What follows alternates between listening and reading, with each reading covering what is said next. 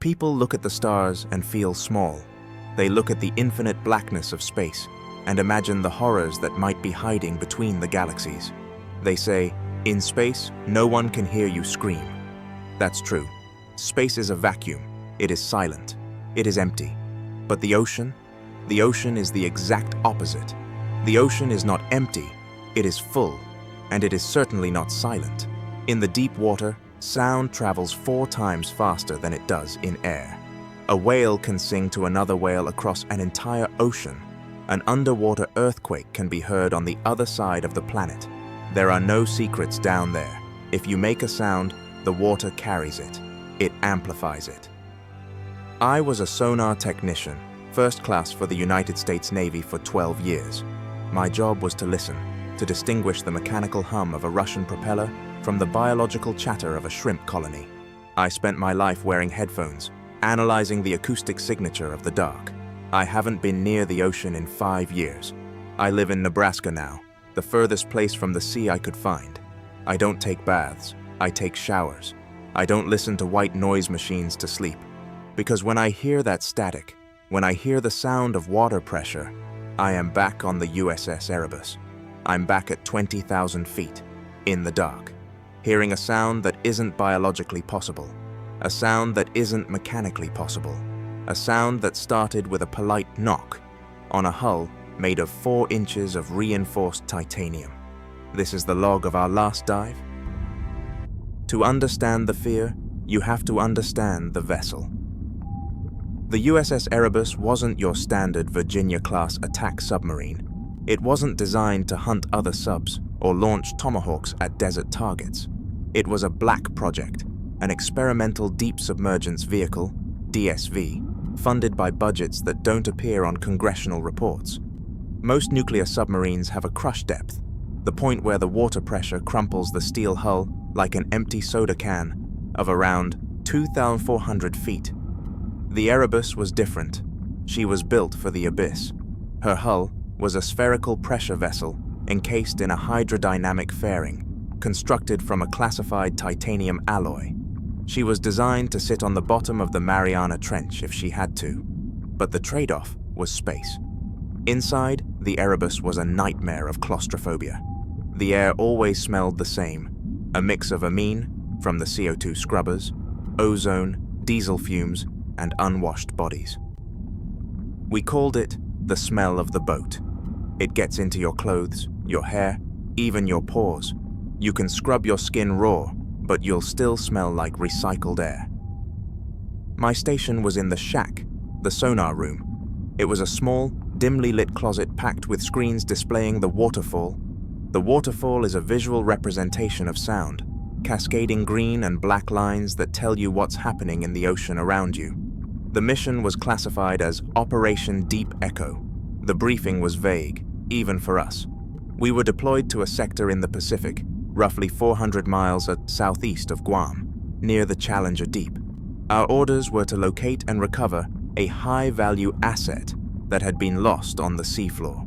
Intel suggested it was a foreign autonomous drone carrying experimental seismic sensors. Recovering a toy from the sandbox, the CO, commanding officer, Commander Vance, had called it. He was a good man, Vance, calm, the kind of guy whose pulse didn't go above 60 even when a torpedo was in the water. We began our descent at 0800 hours. Diving in a deep-sea boat isn't like diving in a normal sub.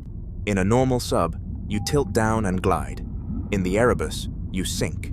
It feels like falling in slow motion. Depth, 5,000 feet, the diving officer announced over the 1MC.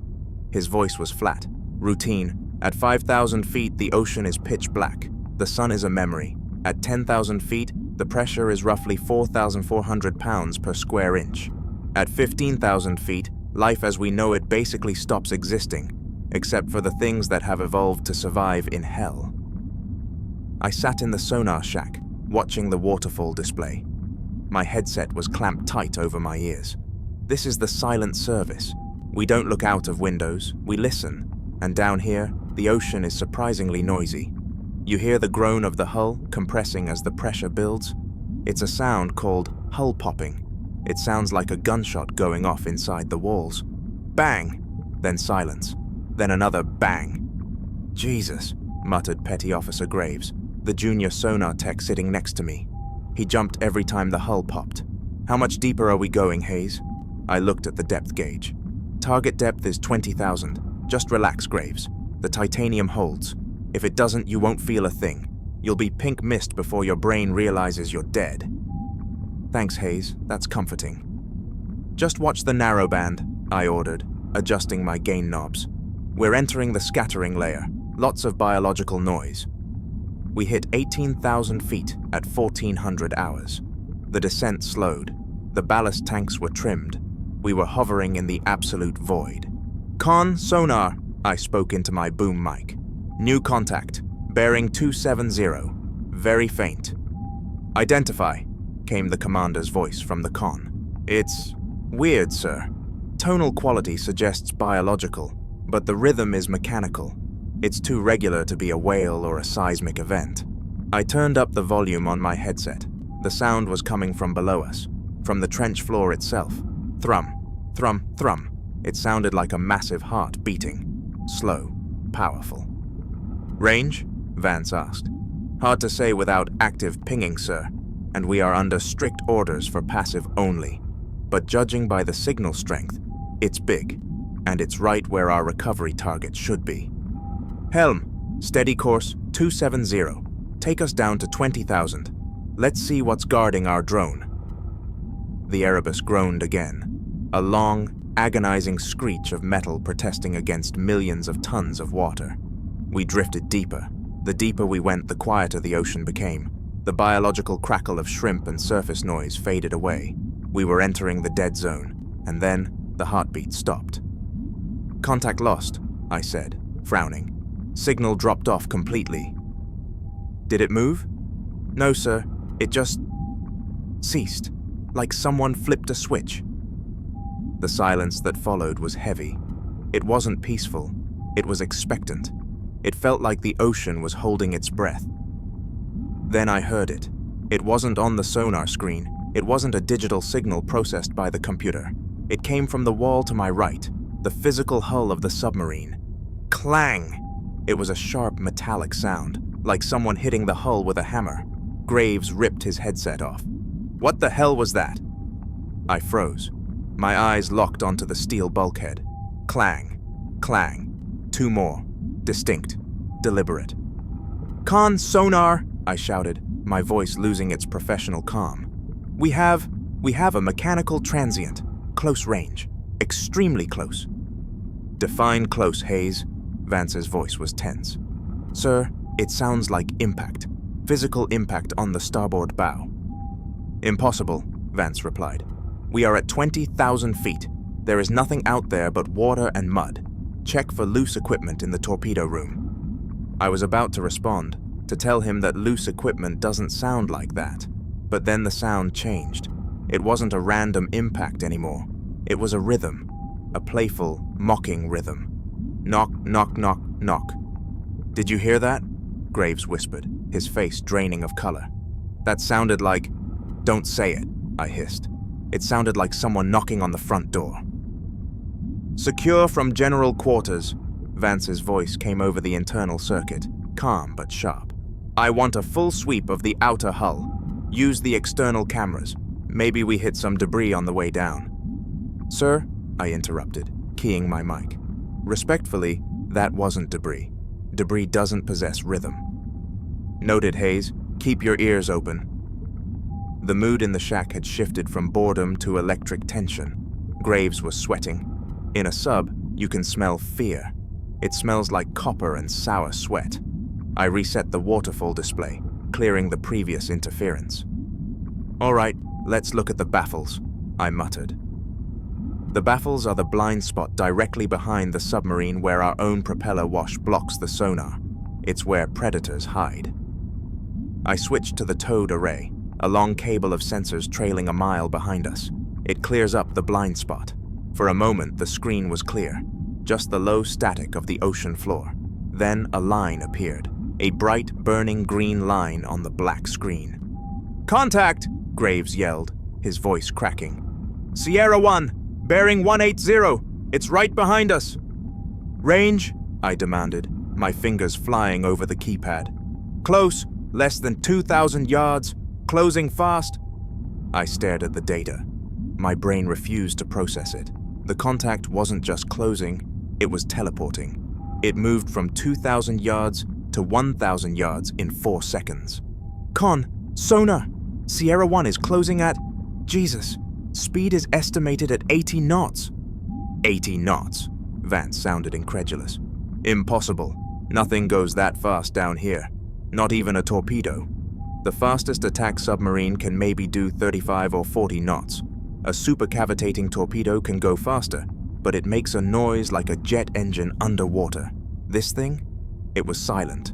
No propeller cavitation, no engine hum. Just a displacement of water so massive it registered as a flow anomaly. It's passing us, I shouted. Down the port side. We felt it this time. The Erebus shuddered as a massive wake of water hit us. The hull groaned. Pens rolled off the table. It's huge, Graves whispered, staring at the frequency analysis. Hayes, look at the mass displacement. That thing is bigger than we are. The ghost trace shot past us, circled around the bow, and then vanished. It didn't fade away. It just stopped. 1 second it was moving at 80 knots. The next second, 0. Instant inertia.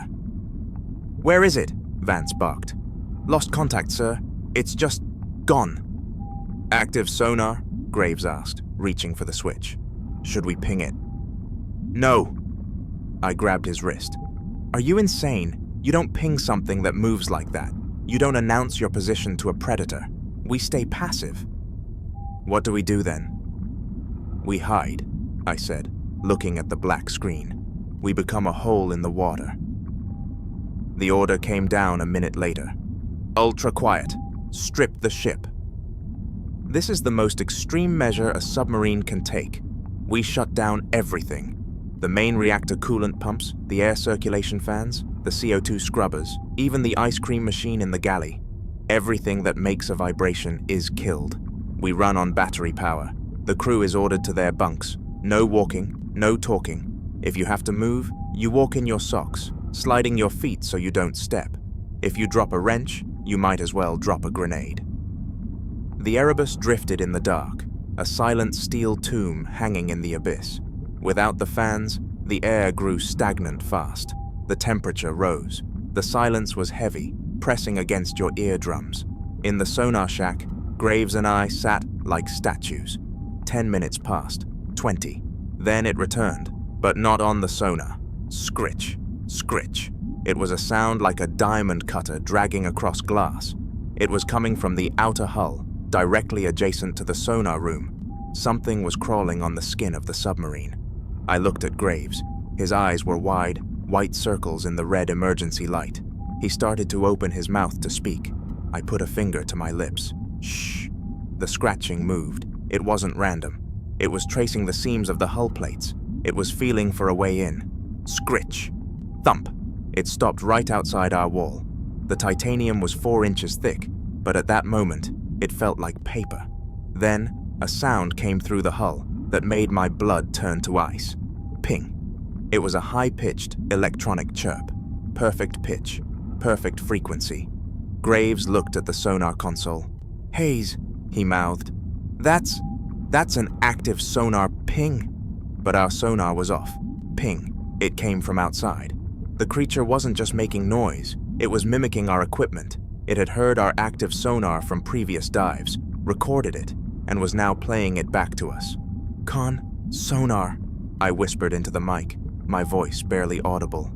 Sierra 1 is attached to the hull, starboard side, frame 42. Are you sure, Hayes? Vance whispered back.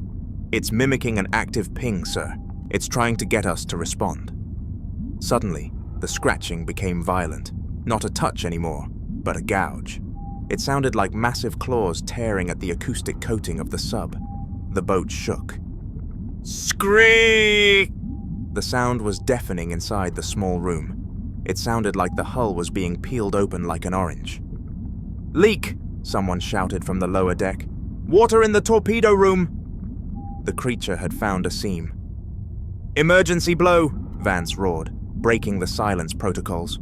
All ahead, flank, get us to the surface, blow main ballast. The silence shattered. The sound of high-pressure air blasting into the ballast tank sounded like an explosion. The engine roared to life. The Erebus pitched up violently, aiming for the surface 20,000 feet above. But as we shot upward, the scratching didn't stop. It held on. Blow main ballast! Blow everything! Commander Vance was screaming. For the first time, I heard fear in his voice. The Erebus should have been rocketing toward the surface like a cork released underwater. With the ballast tanks full of air, we were positively buoyant. Physics dictated that we go up, but we weren't going up. I gripped the edge of the sonar console as the deck tilted violently. Con! Sonar! We are losing vertical velocity! Readout, Vance barked. Depth, 19,500 feet, 9,600, Graves stammered, staring at the digital gauge. Skipper, we're dropping. We're getting heavier. How is that possible? Someone yelled. The tanks are dry. I looked at the waterfall display. The interference was gone. The scratching had stopped. But now there was a low, rhythmic grinding sound. It sounded like heavy chains being wrapped around the hull. It's dragging us, I realized, the horror washing over me cold and heavy. Sir, Sierra 1 isn't just attached. It's swimming down. It's overpowering the buoyancy of the ship. The hull groaned. A sound louder than a gunshot echoed through the ship as a structural rib buckled somewhere in the aft compartment. Crunch. Hull integrity at 90% damage, Control shouted. We are passing crush depth tolerance for this hull geometry. The Erebus was built for 20,000 feet, but we were being pushed past 21,000. The titanium was compressing. I could hear the pipes in the ceiling hissing as the seals began to fail. Full power to the screws, Vance ordered. Cavitate the prop. I don't care about noise anymore. Get us out of here. The nuclear reactor pushed the engine to 110. The propeller shaft whined, fighting against the water and the massive weight pulling us into the dark. The submarine shuddered violently, like a car trying to drive up a vertical wall. Depth 21,500, Graves whispered. He was crying. We're gonna implode. We're gonna turn into a soda can. Then, the dragging stopped. The grinding noise ceased. The sub lurched upward, free of the weight. We shot up 500 feet in seconds. We're free, Graves yelled. It let go. No, I said, looking at the sensors. It didn't let go. It moved. Moved where? To the viewport, I said. It moved to the bow. We were rising now, but slowly. The encounter had damaged the ballast system. We were limping upward. Sonar, report. Vance's voice was breathless. Contact is keeping pace, sir, I replied. It's right in front of us, matching our speed, 0 range. Enable external cameras, Vance ordered. Put it on the main screen. I want to see what the hell almost killed my boat. In the sonar shack, I had a repeater screen. I watched as the feed from the bow camera flickered to life. The external floodlights clicked on. High-intensity halogen beams cut through the eternal darkness of the trench. At first, all we saw was the marine snow, white particles of organic matter floating in the water. Then a shape drifted into the light. It wasn't a squid. It wasn't a prehistoric shark. It wasn't a machine. It was a face. A massive, pale, human-like face. It must have been 30 feet across. The skin was translucent, like a jellyfish, revealing pulsing blue veins underneath. It had no nose, just 2 slits. And its mouth. Its mouth was sewn shut with thick black fibers that looked like kelp. But the eyes were wide open. They were jet black, with no sclera, no iris. Just 2 voids reflecting the light of our cameras. Dear God, Graves whispered. The face wasn't just floating there. It was attached to a body that trailed off into the darkness, a long serpentine mass of pale flesh and too many limbs. Some of the limbs looked like fins, but others looked like human arms, magnified 100 times. The giant face pressed closer to the camera. It filled the entire screen. And then, I got it. One of the giant arms reached out and tapped the camera housing. Tink, tink. The sound came through the hull. It was the knocking. It wasn't aggression. It was curiosity. It was a child tapping on the glass of an aquarium. We were the fish. "Turn off the lights!" Vance screamed. "Cut the lights!" But it was too late. The creature's mouth, the one that looked sewn shut, began to tear open. The black fibers snapped one by one. Snap, snap, snap. It opened a maw that was filled not with teeth, but with light. A blinding, hypnotic, bioluminescent light that poured out of its throat. The camera feed turned white, then static. "Sonar!" Vance shouted. "Status!" "It's screaming, sir!" I ripped my headphones off as a high-frequency shriek pierced the room. It wasn't just sound, it was a weapon. The glass on the sonar consoles cracked. Graves fell to the floor, clutching his ears, blood trickling between his fingers. "It's trying to communicate," I yelled over the noise. "Or it's trying to cook our brains." I don't remember much of the ascent. The creature's scream didn't just break the glass. It scrambled our neural pathways. It felt like a migraine that lasted a century, compressed into a few seconds. I remember Commander Vance bleeding from his nose, his hand slamming down on the manual override lever for the chemical propellant. I remember the sensation of falling up. The G-force pressed me into the floor tiles of the sonar shack. The Erebus was no longer a submarine, it was a missile aimed at the sky. We breached. It wasn't a graceful surfacing. We erupted from the water like a breaching whale. The sub flew entirely out of the ocean, crashing back down with a violence that threw everyone who wasn't strapped in across the room. Then, silence. Real silence. Not the heavy, crushing silence of the deep, but the hollow silence of the surface. The ringing in my ears began to fade, replaced by the sound of waves slapping against the hull. "Report!" Vance croaked. His voice was weak. We are surface," the helm officer stammered. "GPS is acquiring lock. We are alive." I pulled myself up to the console. My head was spinning. I looked at the waterfall display. It was dead.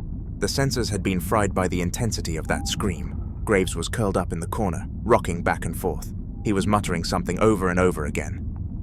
"It saw us. It saw us. It saw us." I grabbed a headset, a backup pair that hadn't been plugged in. I put them on and listened to the hydrophones one last time. I expected to hear the monster chasing us. I expected to hear that scream again. But there was nothing, just the wind, and the waves, and the distant, mechanical hum of a Japanese freighter miles away. The ocean was pretending to be innocent again. We limped back to Guam on the diesel engines. No one spoke. We didn't celebrate. We just sat in the dark, smelling the iron scent of our own blood, trying to forget the face that had looked at us with ancient, hungry eyes. The USS Erebus never dove again. When we got back to dry dock, the Navy locked the submarine down. They put up tarp barriers so no one on the pier could see the hull. They told us it was classified structural testing, but I saw it. Before they rushed us into the debriefing vans, I looked back at the ship. The titanium hull of the Erebus is one of the hardest materials on Earth. It can withstand the pressure of the Marianas Trench. It can deflect torpedoes. But the entire starboard side of the submarine was scarred. Not scratched, scarred. There were deep gouges in the metal, but they weren't random. They were patterns. They looked like fingerprints. Massive, swirling fingerprints pressed into the metal as if the titanium had been soft clay. If you measure the size of those prints, whatever made them had a hand that was 60 feet wide. I was medically discharged for hearing loss and stress-induced hallucinations. Graves is still in a mental health facility in Bethesda. He doesn't speak anymore. He just draws eyes. Thousands of black eyes on every piece of paper they give him. I live in Nebraska now, far from the water, but sometimes when it rains and the heavy drops hit my roof, tap, tap, tap, I freeze. I hold my breath, and I pray that the house doesn't start to sink, because I know what's down there, and I know that it knows where we are. This is Captain Nightwhisper. Keep your feet on dry land, and never, ever look into the abyss, because the abyss doesn't just look back, it knocks out.